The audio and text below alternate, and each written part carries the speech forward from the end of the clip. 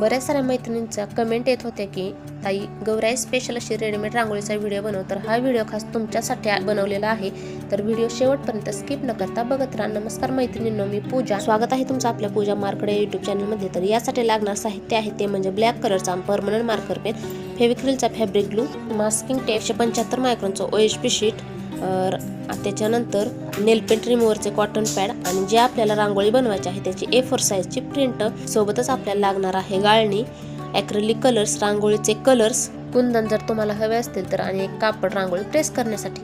त्याच्यानंतर एक कात्री, एक्स्ट्राचा OHP शीट कट करण्यासाठी.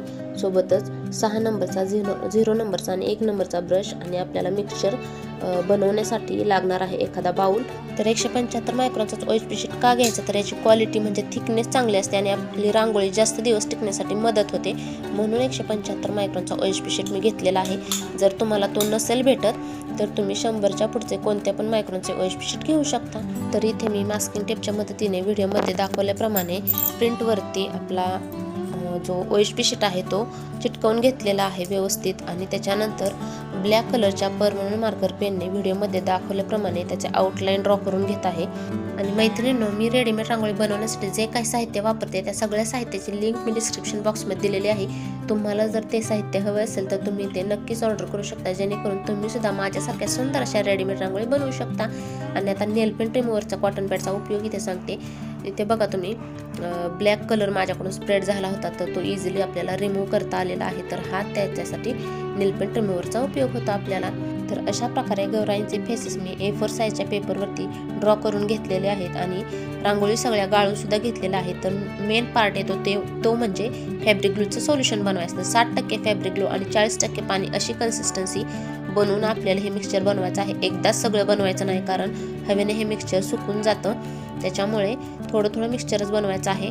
तर हे परफेक्ट झालेलं मिक्सचर कसं ओळखायचं, तर याच्यावरती सुद्धा डिटेल व्हिडिओ मी बनवलेला आहे, त्याची लिंक सुद्धा मी इथे आय बटनमध्ये देते. तो व्हिडिओ तुम्ही एकदा नक्की बघा आणि परफेक्ट मिक्सचर बनवा, नाही तर मग रांगोळी आपली बिघडते.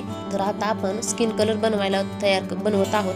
व्हाईट कलरमध्ये येलो कलर व्यवस्थित मिक्स करून घ्यायचा आहे. त्याच्यानंतर ऑरेंज कलर जरा जास्त क्वांटिटीमध्ये स्किन कलर बनवायचा आहे, कारण आपल्याला परत कमी पडल्यानंतर सेम असे शेड बनवता येणार नाही, म्हणून जास्त कलर बनवायचा आहे. तर व्हिडिओमध्ये दाखवल्याप्रमाणे अशा प्रकारे स्किन कलर बनवायचा आहे. आणि जो गोल्डन कलर बनवलेला आहे त्याच्यासाठी मी ऑरेंज आणि येलो कलर मिक्स करून घेतलेला आहे. तर व्हिडिओला सुरुवात झालेलीच आहे. तर फॅब्रिक ग्लू व्यवस्थित मी ब्लॅक कलरवरती लावून घेतलेला आहे आणि वरून रांगोळी हाताने स्प्रेड करून OHP शीट टाकून कापडाच्या मदतीने प्रेस करून एक्स्ट्राची रांगोळी झटकून काढलेली आहे. आणि आउटलाईनच्या बाहेर गेलेली रांगोळी एका ब्रशच्या पाठीमागच्या भागाने हलक्या हाताने काढून घ्यायचे आहे. तर इथे आपण अल्टरनेट डिझाईन कंप्लीट करणार आहोत, जेणेकरून एकमेकांवरती कलर आपले ओव्हरलॅप होणार नाहीत, कारण आधीची रांगोळी ओली असते आणि त्याच्या शेजारची डिझाईन लगेच कंप्लीट केली तर दुसरी रांगोळी त्याच्यावरती चिटकली जाते आणि आपली रांगोळी चांगली दिसत नाही. व्यवस्थित व्हिडिओमध्ये दाखवल्याप्रमाणे व्हाईट कलरची फुलं आपल्याला दाखवायची आहे, तिथे मी व्यवस्थित फॅब्रिक लावून घेतलेलं आहे आणि हातानेच इथे हे रांगोळी व्यवस्थित स्प्रेड करून घेतलेली आहे. इव्हनली म्हणजे सगळीकडे समप्रमाणात अशी रांगोळी स्प्रेड करून घ्यायची आहे, नाहीतर मग रांगोळी कुठे जास्त झाली तर नंतर त्याचे पॅचेस पडतात किंवा क्रॅक जाते रांगोळी. नंतर OHP शीट टाकून कापडाच्या मदतीने व्यवस्थित प्रेस करून एक्स्ट्राची रांगोळी झटकून काढलेली आहे. आणि सेम आउटलाईनच्या बाहेर गेलेली रांगोळी ब्रशच्या पाठीमागच्या भागाने हलक्या हाताने काढून घ्यायची आहे. तर आता जे दागिने आहेत तिथे आपण हा गोल्डन कलर देत आहोत. तर व्यवस्थित फॅब्रिक ग्लू लावून घेतलेला आहे. तुम्हाला जर जास्त पटकन हात चालत नसेल तर तुम्ही थोड्या थोड्या पोर्शनमध्ये सुद्धा ही रांगोळी व्यवस्थित चिटकवू शकता. आणि हो, स्किन कलर कसा बनवायचा हे जर तुम्हाला कळलं नसेल तर आपले पाठीमागचे व्हिडिओसुद्धा तुम्ही एकदा नक्की बघू शकता. स्किन कलर कसे बनवायचे किंवा गोल्डन कलर कसा बनवायचा याच्यावरती मी शॉर्ट व्हिडिओ बनवलेला आहे, तो व्हिडिओसुद्धा तुम्ही एकदा नक्की बघा. तर इथे डार्क ब्राऊन कलर बनवायचा आहे. तर इथला जो आपला गोल्डन कलर आहे त्याच्यामध्येच रेड आणि ब्लॅक कलर मिक्स करून मला हवी तशी ब्राऊन कलरची शेड बनवून घेतलेली आहे. आता तुम्ही म्हणाल ही ब्राऊन कलरची शेड कशासाठी बनवलेली आहे, तर ही ब्राऊन कलरची शेड जे आपली गौराचे केस आहेत ते थोडीशी हलकी शेड देण्यासाठी बनवलेले आहेत. जास्त पण पूर्ण ब्राऊन करणार नाही आपण, कुठे कुठे ती स्प्रेड करणार आहोत. तर इथे तुम्ही बघितलं असेल मी फॅब्रिक ग्लू लावून घेतलेला आहे व्यवस्थित. आणि जो फुलं आपण व्हाईट कलरची बनवलेली आहेत त्या ठिकाणी आधी मी रांगोळी स्प्रेड केली, कारण तो ग्लू ग्लूमुळे ती रांगोळी ओली होऊन नंतर ब्लॅक कलर त्याच्या ओव्हरलॅप होईल. आणि हो, ती व्हाईट कलरची फुले सुकल्यानंतरच मी हा ब्लॅक कलर अप्लाय केला आहे बरं का.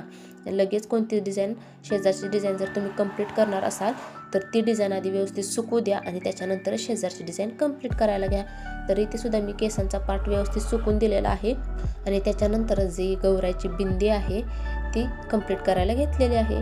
इथे तुम्ही बिंदीला तुम्हाला हवे ते शेड तुम्ही कलर देऊ शकता किंवा नंतर तुम्ही हा गोल्डन कलर अप्लाय करून त्याच्यावरती तुम्हाला जे कुंदन आवडेल ते सुद्धा तुम्ही इथे फॅब्रिक ग्लूने चिटकवू शकता.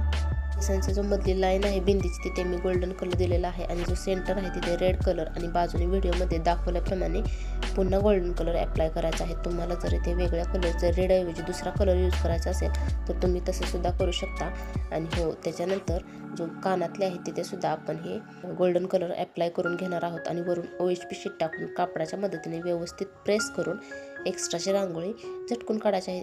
तर हा कलर सगळीकडे ओव्हरलॅप होईल म्हणजे केसांवरती जाईल, म्हणून मी तो डायरेक्टली पलटी करून काढून घेतलेला आहे. आणि इथे आता व्हिडिओमध्ये दाखवल्याप्रमाणे पूर्ण फेसला आपण फॅब्रिक लावून घेतलेला आहे आणि जो कॉर्नरचा भाग आहे, फेसचा जो कॉर्नर आहे तिथल्या भागामध्ये शेवटी लावून घेतलेला आहे, कारण तिथे आपण आपला केसांचा भाग आहे आणि नंतर फुलांचा सुद्धा भाग आहे, त्याच्यामुळे तिथल्या भागामध्ये शेवटी मी फॅब्रिक ग्लू अप्लाय केला आहे. पण रांगोळी स्प्रेड करताना तुम्ही व्हिडिओमध्ये बघत असाल आधी मी कॉर्नरची डिझाईन कंप्लीट करून घेतलेली आहे, जेणेकरून त्याच्यावरती आपले कलर ओव्हरलॅप होणार नाहीत. आणि हो, रंगोली स्टेनरच्या मदतीने सुद्धा तुम्ही ही सगळीकडे इव्हनली रांगोळी स्प्रेड करू शकता. आणि जर तुमच्याकडे रंगोली स्टेनर नसेल तर अशा प्रकारे हाताने सुद्धा सगळीकडे एकसारखी रांगोळी स्प्रेड करून घ्यायची आहे. आणि मैत्रिणींनो, तुम्ही जर आपले जुने व्हिडिओ महालक्ष्मीचे रेडी रांगोळीचा व्हिडिओ बघितला असेल तर त्यात आपण डोळ्यांचा किंवा प्रत्येक जे फीचर आहे ते सगळं व्यवस्थित रांगोळीने चिटकवून घेतलेलं होतं, पण इथे मी पूर्ण प्लेन स्किन कलर देऊन घेतलेला आहे. याचं कारण म्हणजे वेळ वाचेल आणि ज्यांना व्यवस्थित डोळ्यांचे शेप येत नाहीत त्यांनी डायरेक्टली ॲक्रेलिक कलरने कसं शेप ड्रॉ करायचं, फीचर्स चेहऱ्याचे कसे ड्रॉ करायचं हे दाखवण्यासाठी मी हा व्हिडिओ बनवलेला आहे. तर अर्धा तास व्यवस्थित आपला फर्स्ट लेअर सुकून द्यायचा आहे आणि त्याच्यानंतरच सेकंड लेअर अप्लाय घ्यायचा आहे. सेकंड लेअर अप्लाय करायच्या आधी चेक करायचं की बरोबर व्यवस्थित आपला फर्स्ट लेअर सुकलेला आहे का, त्याच्यानंतरच सेकंड लेअर अप्लाय करायचा आहे. आणि सेकंड लेअरमध्ये जे फॅब्रिक ग्लू आणि पाण्याचं आपण सोल्युशन घेतो ते सोल्युशनसुद्धा सेम फर्स्ट लेअरसारखंच घ्यायचं. 60% फॅब्रिक ग्लू आणि 40% पाणी अशीच कन्सिस्टन्सी घ्यायची आहे.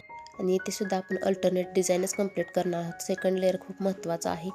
तर तुम्ही बघितलंच असेल मी फॅब्रिक ग्लू लावताना वरच्या भागातून सुरुवात केली आणि जो चेहऱ्याचा भाग आहे, बिंदीचा भाग आहे, तिथल्या भागामध्ये शेवटी मी फॅब्रिक ग्लू लावला आहे. पण रांगोळी स्प्रेड करताना मात्र मी आधी तिथल्या भागामध्ये फेसच्या भागामध्ये रांगोळी स्प्रेड केली आणि नंतर वरच्या भागामध्ये रांगोळी स्प्रेड केली, म्हणजे आपल्या चेहऱ्याच्या भागामध्ये ब्लॅक कलर पसरला जाणार नाही, कारण ब्लॅक कलर खूप डार्क असतो, नंतर निघत नाही. त्याच्यामुळे असं आपण करायचं आहे, प्रत्येक डिझाईनच्या वेळी हेच करायचं आहे. आणि जर तुम्हाला शेजारची डिझाईन कंप्लीट करायची असेल तर मग आधी जी डिझाईन कंप्लीट केलेली आहे ती व्यवस्थित सुकवू द्यायची आणि त्याच्यानंतरच त्याची शेजारची डिझाईन कंप्लीट करायला घ्यायची, म्हणजे एकमेकांवरती रांगोळी ओव्हरलॅप होणार नाही आणि आपली रांगोळी परफेक्ट दिसेल. आता इथे सुद्धा मी अल्टरनेट डिझाईन कंप्लीट करून घेत आहे. आता फक्त फुलांचा आणि चेहऱ्याचा भाग राहिलेला आहे, तर तो भाग कंप्लीट करण्यासाठी मी हा भाग सुकायला ठेवत आहे आणि जी दुसरी रांगोळी आहे ती अशाच प्रकारे कंप्लीट करून घेत आहे, म्हणजे ती रांगोळी बनवेपर्यंत हा भाग सुकेल आणि त्याच्यानंतर चेहऱ्याचा आणि फुलांचा भाग कंप्लीट करता येईल. तर अशा प्रकारे डायरेक्टली पलटी करून घ्यायचा आहे, म्हणजे कोणताच कलर एकमेकांवरती ओव्हरलॅप होणार नाही. आणि ब्रशच्या पाठीमागच्या भागाने एक्स्ट्राची रांगोळी काढून घेतलेली आहे. तर इथे मी डायरेक्टली तुम्हाला एकाच गौराईची डिझाईन कंप्लीट करून दाखवत आहे, जेणेकरून व्हिडिओ खूप मोठा होणार नाही.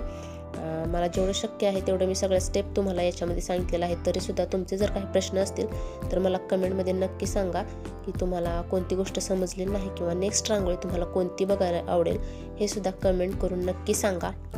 तर आता इथे सुद्धा तुम्ही बघत असाल की मधल्या भागापासून फॅब्रिक ग्लू स्प्रेड करायला सुरुवात केलेली आहे आणि शेवटी जो केसांचा भाग आहे, गळ्याचा दागिन्यांचा भाग आहे, तिथल्या भागामध्ये शेवटी फॅब्रिक ग्लू लावलेला आहे. पण रांगोळी स्प्रेड करताना आधी बाहेरून रांगोळी म्हणजे बॉर्डर कंप्लीट करून घेतलेली आहे आणि नंतर मधल्या पोर्शनमध्ये रांगोळी स्प्रेड केलेली आहे.